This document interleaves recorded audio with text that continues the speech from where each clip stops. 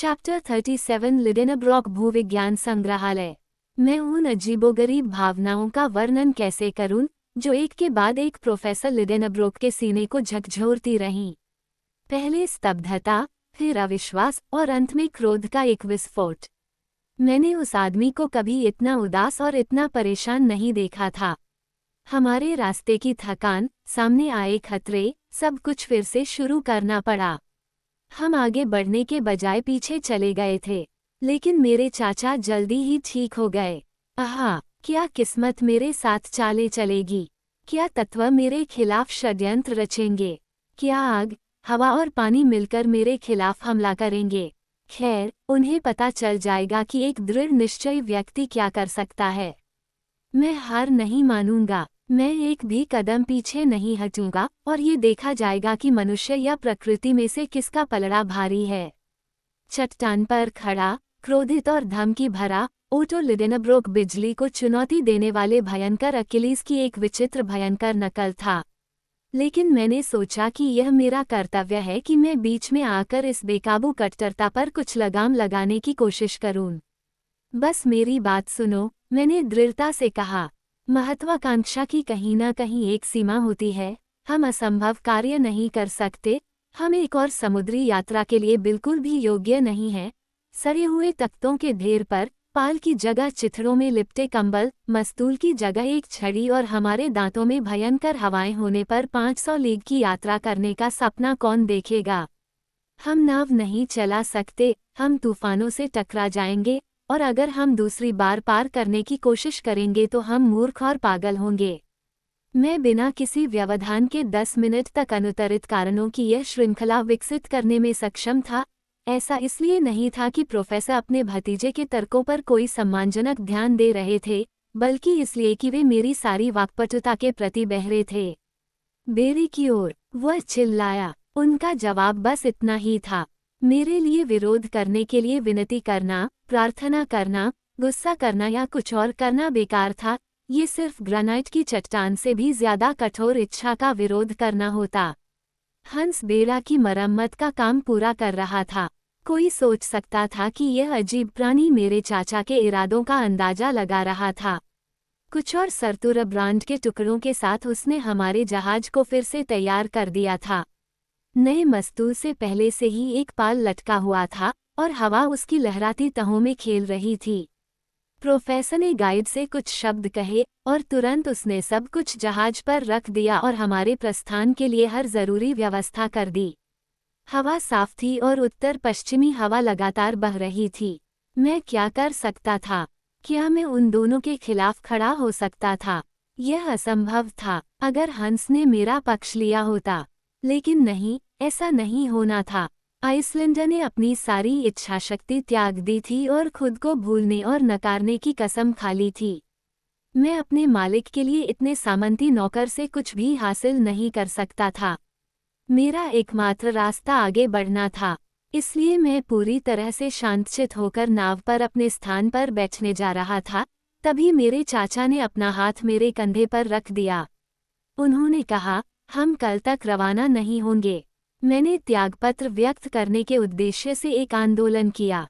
उन्होंने कहा, मुझे किसी भी चीज की उपेक्षा नहीं करनी चाहिए, और चूंकि मेरे भाग्य ने मुझे तट के इस हिस्से पर लाद दिया है, इसलिए मैं इसे तब तक नहीं छोड़ूंगा जब तक मैं इसकी जांच नहीं कर लेता।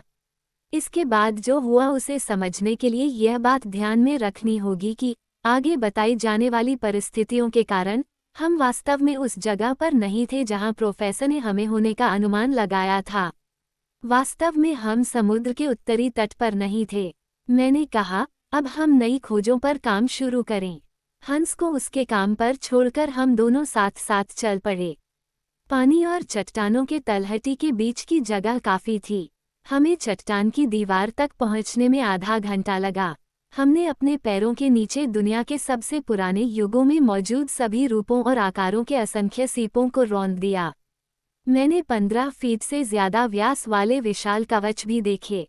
वे प्लियोसीन काल के उन विशालकाय ग्लाइप्टोडो या आर्मडिलोस के आवरण थे, जिनमें से आधुनिक कछुआ एक छोटा सा प्रतिनिधि है। 14 इसके अलावा मिट्टी में पत्थर के टुकड़े बिखरे हुए थे, पानी की हरकत से घिरे हुए पत्थर और लगातार पंक्तियों में उभरे हुए पत्थर। इसलिए मैं इस निष्कर्ष पर पहुंचा कि एक समय में समुद्र ने उस जमीन को ढक लिया होगा जिस पर हम चल रहे थे। ढीली और बिखरी हुई चट्टानों पर, जो अब सबसे ऊंचे ज्वार की पहुंच से बाहर हैं, लहरों ने सबसे कठोर पत्थर को भी घिसने की अपनी शक्ति के स्पष्ट निशान छोड़े थे। यह एक हद तक पृथ्वी की सतह से 40 लीग नीचे एक महासागर के अस्तित्व की व्याख्या कर सकता है। लेकिन मेरी राय में ये तरल द्रव्यमान पृथ्वी के अंदरूनी हिस्से में धीरे धीरे खो जाएगा, और निश्चित रूप से इसकी उत्पत्ति ऊपर के महासागर के पानी में हुई होगी, जो किसी दरार के माध्यम से यहाँ तक पहुँच गया था। फिर भी यह मानना होगा कि वह दरार अब बंद हो गई है, और यह पूरी गुफा या विशाल जलाशय बहुत ही कम समय में भर गया था। शायद यह पानी भी केंद्रीय गर्मी की भयंकर क्रिया के अधीन आंशिक रूप से वाष्प में बदल गया था। ये हमारे सिर के ऊपर लटके उन बादलों के अस्तित्व और उस बिजली के विकास की व्याख्या करेगा जिसने पृथ्वी के भीतर ऐसे तूफान उठाए। हमने जो घटनाएं देखी थीं, उनका ये सिद्धांत मुझे संतोषजनक लगा, क्योंकि प्रकृति की घटनाएं चाहे कितनी भी बड़ी और विस्मयकारी क्यों न हों, निश्चित भौतिक नियम हमेशा उन्हें समझा सकते हैं। इसलिए हम तलछटी मिट्टी पर चल रहे थे, जो कि पिछले युगों के पानी के जमाव थे। प्रोफेसर चट्टानों में हर छोटी छोटी दरार की सावधानीपूर्वक जांच कर रहे थे। जहां भी उन्हें कोई छेद दिखाई देता, वे हमेशा उसकी गहराई जानना चाहते थे। उनके लिए यह महत्वपूर्ण था। हम लिडेनाब्रॉक सागर के तट पर 1 मील तक चले थे जब हमने मिट्टी के स्वरूप में अचानक परिवर्तन देखा। ऐसा लग रहा था कि यह निचले स्तर के हिंसक उथल पुथल के कारण अशांत, विकृत और ऐंठने वाली है। कई स्थानों पर अवसाद या ऊंचाई परतों के विस्थापन को प्रभावित करने वाली किसी जबरदस्त शक्ति की गवाही दे रही थी। हम इन ग्रेनाइट की दरारों और खाइयों को पार करने में कठिनाई से आगे बढ़े, जो सिलेक्स, क्वार्ट्ज के क्रिस्टल और जलोढ़ जमाव से मिली हुई थीं, जब हमारे सामने एक मैदान, बल्कि एक मैदान से भी ज्यादा, एक विशाल मैदान, प्रक्षालित हड्डियों का फैला हुआ था। यह एक विशाल कब्रिस्तान की तरह लग रहा था, जहां 20 युगों के अवशेष अपनी धूल में मिल गए थे। हड्डियों के टुकड़ों के विशाल टीले दूर दूर तक मंच के बाद मंच पर उभरे हुए थे। वे क्षितिज की सीमाओं तक लहराते हुए दूर चले गए और दूर एक धुंधली धुंध में पिघल गए। वहां 3 वर्ग मील के भीतर युगों के पशु जीवन के संपूर्ण इतिहास के लिए सामग्री एकत्र की गई थी, एक ऐसा इतिहास जिसे आबाद दुनिया के बहुत हाल के स्तरों में शायद ही रेखांकित किया गया हो। लेकिन एक अधीर जिज्ञासा ने हमारे कदमों को आगे बढ़ाया, चटकते और खड़खड़ाते हुए। हमारे पैर प्रागैतिहासिक जानवरों और दिलचस्प जीवाश्मों के अवशेषों पर रौंद रहे थे, जिनके कब्जे के लिए बड़े शहरों के संग्रहालयों के बीच प्रतिद्वंद्विता और विवाद का विषय है। 1000 क्यूवियर कभी भी इस शानदार और बेजोड़ संग्रह में जमा जैविक अवशेषों का पुनर्निर्माण नहीं कर सकते थे।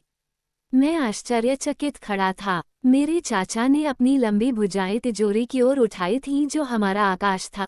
उनका मुंह खुला हुआ था, उनकी आंखें उनके चमकीले चश्मे के पीछे चमक रही थीं, उनका सिर ऊपर नीचे की गति से संतुलित था, उनका पूरा रवैया असीमित विस्मय को दर्शाता था।